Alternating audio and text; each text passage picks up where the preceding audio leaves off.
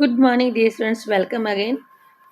बिना समझ के भी हम कितने सच्चे थे। वो भी क्या दिन थे जब हम बच्चे थे। प्यारे बच्चों, बचपन से संबंधित ही एक ऐसी पोइम है जो हमारे मार्क्स नैटन हमारे कवि ने लिखी है, जिसमें आप फील करेंगे कि कैसे बचपन कितना प्यारा समय होता है। मार्क्स नैटन जो हमारे कवि हैं, बहुत ही प्यारी पोइम लिखी है इन्होंने। उन्होंने क्या बताया है चाइल्डहुड पोइम के अंदर।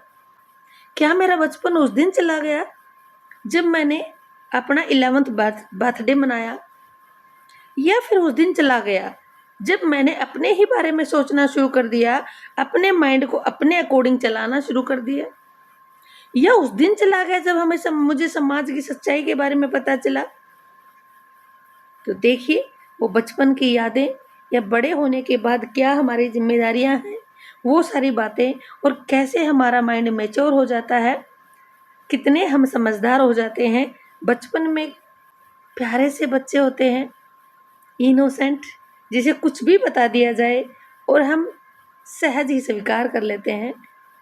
So let's start, see the summary of this poem childhood.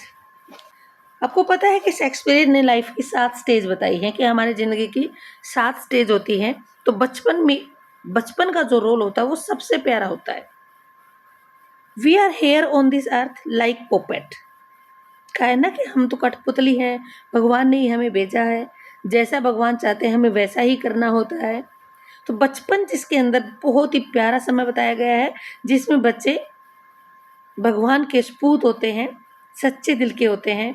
कोई ऊंच नीच क्या होता है कुछ भी नहीं पता होता, ना कोई उग्गू होती है। ऐसा बचपन जिसके लिए हर कोई तरसता है, हमें खुशियां देता है। The poem Childhood expresses the poet's feelings about growing up and losing the innocence of childhood. ये हमारी जो पोइम है बेटा चाइल्डहुड, इसमें एक्सप्रेस किया गया है, बताया गया है कवि की फीलिंग्स के बारे में। पोइट्स फीलिंग्स, कवि की फीलिंग्स के बारे में। किस चीज से रिलेटेड उसकी फीलिंग्स हैं? Growing up. ग्रोइंग अप होता है बड़ा होना, adulthood. Losing the innocence of childhood, और कैसे बचपन की जो इनोसेंसी है, इनोसेंस होता है बेटा मासूमियत, जो मासूमियत है हम खो देते हैं, उसके बारे में हमारे कवि के क्या विचार हैं इस पोएम के अंदर बताया गया है। It shows that childhood is a stage of innocence, trust and imagination. ये पोएम दिखाती है कि बचपन हमारा कैसी स्टेज है जिसमें मासूमियत होती है, हम विश्वास कर लेते हैं और हम कल्पनाओं में खोए रहते हैं। सच्चाई क्या होती है वो हमें नहीं पता होता, हमें बस इतना पता होता है कि ये संसार बहुत प्यारा है। The poet wonders whether his childhood went away. Poet सोचता है, वॉन्डर्स होता है थिंकिंग करना, सोचना, थिंग्स। कवि सोचता है कि उसका चाइल्डहुड या बचपन तब चला गया वैन, जब क्या क्या किया उसने। ही क्रॉस द एज ऑफ 11, क्या जब उसकी 11 साल की उम्र थी वो बीत चुकी है। He began to think logically and independently, क्या उस दिन जब उसने सोचना शुरू कर दिया लॉजिकली, लॉजिक के आधार पे, सच क्या है और गलत क्या है इस धरती पे, इमेजिनेशन क्या क्या है और सच्चाई में वास्तविक क्या है, ये संसार रियल में कैसा है, ये सारी बातें इंडिपेंडेंटली मैंने खुद अपना माइंड यूज करके सोचना शुरू कर दिया। क्या उस दिन मेरा इंडिपेंडेंटली होता है, किसी के ऊपर डिपेंड ना होना, खुद ही अपने बारे में सोचना या संसार के बारे में अपना माइंड, अपने विचार खुद यूज करना।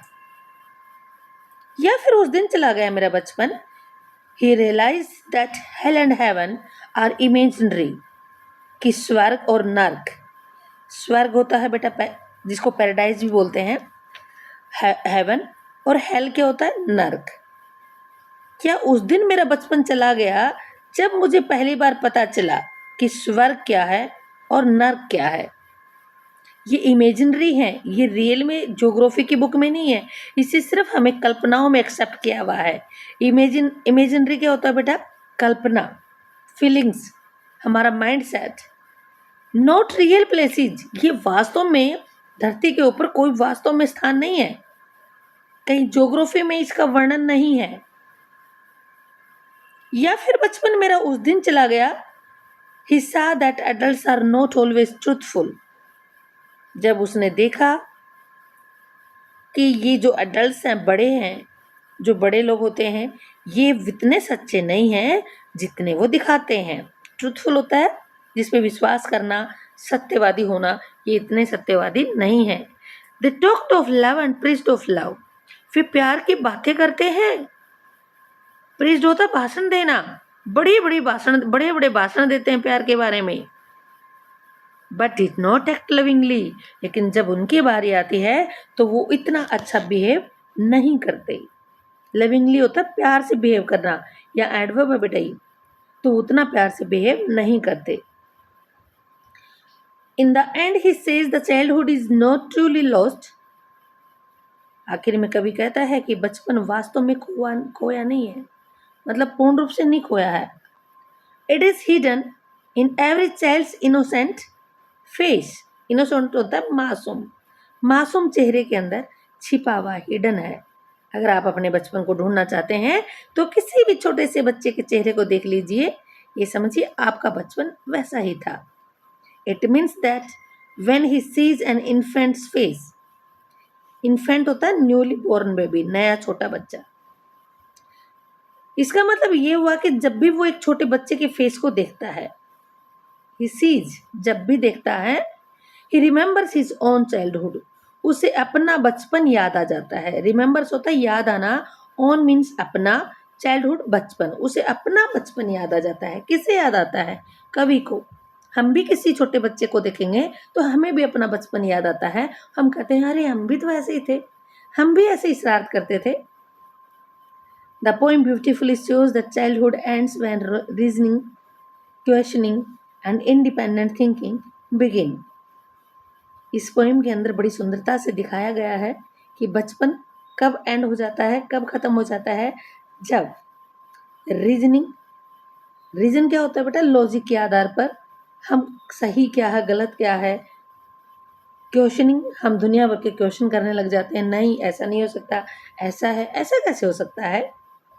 या फिर हम खुद इंडिपेंडेंटली सोचने लग जाते हैं, मतलब हम किसी से कुछ पूछते ही नहीं, हमें खुद ही पता होता है सच्चाई क्या है, या वो वास्तविक में चीज़ है या नहीं, या कोई इमेजिनेशन है। तो ये सारी बातें हम खुद सोचने लग जाते हैं, उस दिन हमारा बचपन चला जाता है। क्लियर हुआ concept? I hope that you will share with friends, like and subscribe. Thank you.